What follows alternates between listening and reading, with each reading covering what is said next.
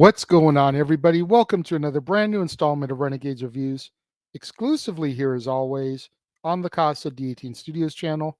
I, of course, am your host, the Renegade JJ Williams. Happy Monday, and today we're going to continue our 31 Days of Disney by discussing Mulan II, featuring the voice talents of Ming-Na Wen, B.D. Wong, Lucy Liu, Sandra Oh, Lauren Tom, Getty Watanabe, Harvey Fierstein, Jerry Tondo, Mark Mosley, Pat Morita, George Takei, June Foray, Michelle Kwan, Frank Welker, and Rob Paulson. What's going on, everybody? Thank you for joining me here once again for another brand new installment of Renegades Reviews. As I send the introduction, it's Monday. Happy Monday, another Manic Monday.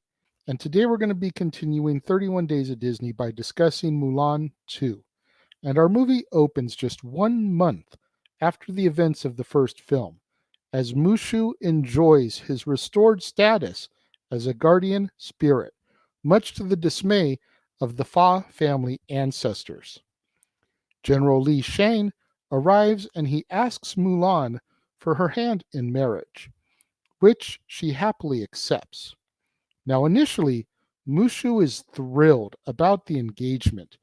That is, until the ancestors inform him that if Mulan marries Shane, his family ancestors and guardians would become hers, and as a result, Mushu will lose his job. The emperor then calls for Mulan and Shane and informs them of the threat that the Mongols pose to China. In order to oppose them, the emperor intends to strengthen China by forging an alliance with the kingdom of Qui-Gong, by arranging for his 3 daughters, Princesses Tintin, Mei, and Su, to be married to Qui-Gong's princes, and he assigns Mulan and Shane to protect them on their journey. Now, although she is uneasy at the idea of an arranged marriage, Mulan agrees to the mission. Mulan and Shane, along with Yao, Lin, and Chin Po, set out with the princesses to Qui-Gon. Now, in order to protect his position as guardian, and believing that Mulan and Shane are incompatible due to their different behavior, Mushu tags along in order to try and sabotage their relationship, while Cricky attempts to stop him. Mushu attempts to cause problems for Mulan and Shane, but they backfire, and he immediately, inadvertently, destroys the princess's carriage. Now forced to travel on foot, Mulan and Shane briefly argue over which direction they should go, as well as their duties. After seeing this, Mushu manipulates Shane into believing that Mulan is fed up with him, which escalates tensions between the two of them. Meanwhile, Mei, Su, and Tintin fall in love with Yao, Chinpo, and Lin, respectively, and the princesses decide to follow Mulan's advice of having a duty to their hearts. That evening, Yao, Lin, and Chinpo take the princesses out to a nearby village, and they mutually declare their love for each other.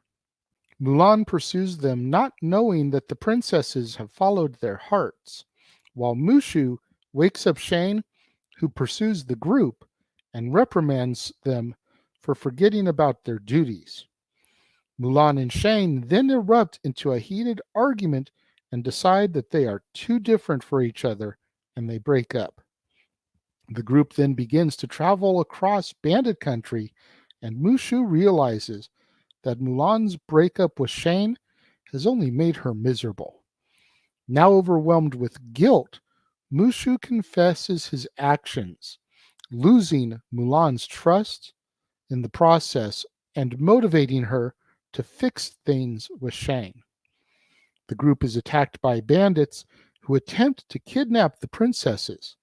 Although the princesses are saved, Mulan and Shane are left dangling on a broken bridge, with Shane allowing himself to fall into the ravine so that Mulan can lift herself up. Heartbroken, Mulan declares that the princesses will not be forced into a loveless marriage and continues on to Qui Gon alone. Mulan presents herself to Qui Gon's ruler, Lord Quinn, and lies that the princesses have been killed, offering herself in their place. Lord Quinn agrees and arranges a wedding between Mulan and his eldest son, Prince Jiki. Shane then turns up alive and meets up with Yao Lin Chinpo and the princesses, and they head to Qui Gon. Shane interrupts the wedding and admits that Mulan was right about following her heart.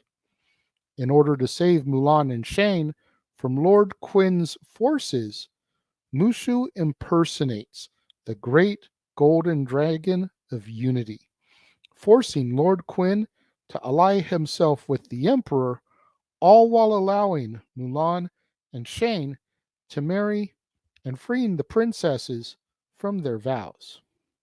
Sometime later, Mulan and Shane officially marry in Mulan's village, and Mushu accepts the loss of his position. However, when Shane combines the family temples, it enables Mushu to continue being a guardian spirit. While celebrating, Mushu accidentally reveals himself to Shane and Mulan. However, Shane is not surprised as he was already aware of Mushu's existence, as Mulan tells Mushu that she had already told Shane about him. Afterwards, Shane and Mulan embrace, and our movie comes to its close. I felt like this was a great continuation to the Mulan story. Only a month has passed, most of the voices have come back. The noticeable absence is that of Eddie Murphy. He's not back as Mushu. They've got some other guy doing it. The guy sounds like he's trying to do his best Eddie Murphy impression, and it just doesn't sound right. If you couldn't get Eddie, why not at least try to get Eddie's brother, Charlie? I'm just saying, just a thought process, Disney. Did we not think about that? I'm just wondering. But all in all, I thought it was a good little cute continuation story about following your heart at the end of the day. Nobody should be forced into marriage, period. I don't care what the reason is, nobody should be forced into marriage. And that's something that Mulan firmly believed in her gut at a time when women weren't supposed to be that independent thought. Mulan very much was anti norm during this time, and she's very much a free thinker. She's very much an independent woman before that was a catchphrase, like for real. And Mulan trying to empower some of these other women to be like, look, I get y'all are trying to help your dad out. That's great. I'm not hating on you for trying to help your dad. But what do you want? Is this what you truly want to do? Think about it. Don't answer right away. And when they start to think about it, they realize, no, this really isn't what I want for the rest of my life. And she's able to convince these girls, these women, to kind of take a little bit of power back for themselves. And I think it's a great message. Again, the majority of the voice cast being back, I thought was awesome. It definitely helps the story and everything. Ming Na Wen is such a badass. I love her. Whether it's as Mulan, whether it's as Chun Li in the Jean Claude Van Damme Street Fighter movie, whether it's in Agents of S.H.I.E.L.D. in the MCU, whether it's in The Mandalorian. This woman, along with Rosario Dawson, has been in some of the biggest nerd franchises of all time. And I just love anytime she pops up in them. When it comes to my rating for Mulan 2, I think I'm going to stick like I did for Home on the Range. I'm going to give it 3 out of 5 stars because I don't know if this is something that I'm going to continually repeat watch on a regular basis. It was good. I would like to own it. I'm pretty sure they have Mulan and Mulan 2 on a 2-pack DVD Blu-ray combo, so maybe I'll look into getting that. But at the same time, it's the type of movie that even if I'm watching Mulan, I don't know how often I'd be like, oh, well, let me pop the sequel in real quick and continue the story. I enjoyed it, but like I said, I don't know what my repeat watchability will be with this one. What do you guys think of Mulan 2? Let me know. If you're watching the premiere, leave your thoughts and comments over here. If you're watching on demand later in the day, leave your thoughts and comments down here. Let's have that conversation, that discussion, that debate, that interaction that I'm always asking you guys for in the comments below. And make sure you guys tune in tomorrow, right here to the Casa D18 Studios channel, as we have another big day for you tomorrow.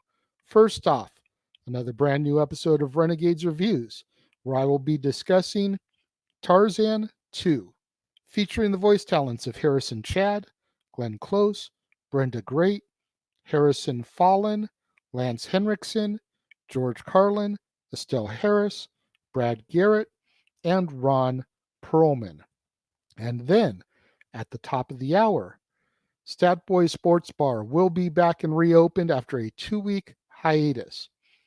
The food is hot, the beer is cold, and the seats are warm, so pull up a chair, a bar stool, and engage in some professional sports conversation with your barkeeps, Stat Boy Mike and Dory Lou. You don't want to miss out on any of that action, any of that coverage, right here on the Casa D18 Studios channel. Stat Boy Sports Bar reopening its doors, and Tarzan 2 all coming up tomorrow, plus so much more in our 31 Days at Disney over the rest of the month. Again, it's content you don't want to miss. So make sure you smash that like button, make sure you subscribe, make sure that notification bell is turned on so you don't miss out anytime a video drops right here on the Casa D18 Studios channel or anytime we go live. As is the case with Stat Boy Sports Bar, Open Mic Night, pay-per-view PLE watch-along coverage, talk wrestling, and so much more. Share these videos with your family, friends, loved ones, coworkers, movie fanatics, cinephiles in your life, fans of Mulan, fans of Disney animation, fans of Ming-Na Wen, or June Foray, or Getty Watanabe, or Harvey Firestein, or BD Wong, or anybody you can think of that would enjoy this content in this video. Share it with them, as it's the only way we're going to keep my visibility up in YouTube's algorithms now that we are in fact a monetized channel right here on the platform. Thank you once again to everybody out there who joined me and tuned in today. It means so much more to me than you guys will ever know. And I will see you guys next time.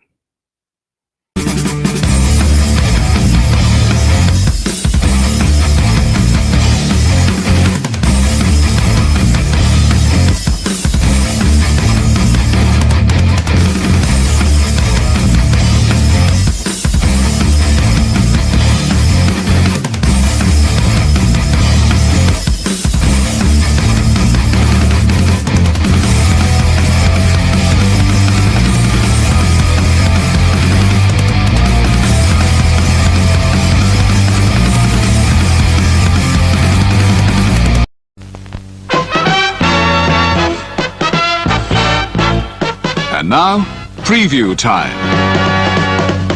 So let's take a look at what's coming your way.